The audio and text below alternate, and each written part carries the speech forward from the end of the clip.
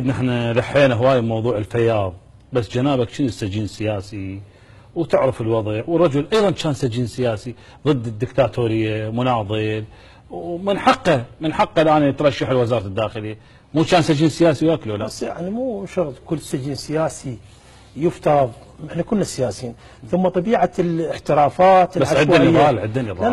لا عفوا، انت مشاهد؟ لا بالتاكيد مو حاضر؟ لا هو طبعا كنا مسجين، وانا حسب المعلومات عندي هو خرج مرسوم جمهوري طبعا. شلون؟ مرسوم جمهوري من السجن، ما كمل المحكومه مالته.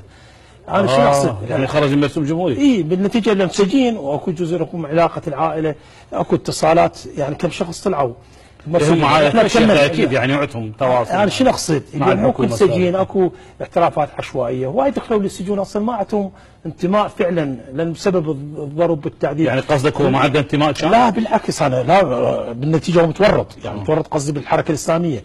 لكن الان ليس كل سجين سياسي يفترض ان تبحث على حصه.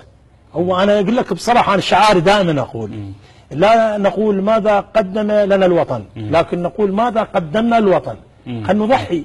الان احنا منذ 1980 من السجون الى الجبهات الى المعاناه الى الزنزانات، بالنتيجه احنا نفكر طونا يعني استحقاقات السجن، ما نحتاج.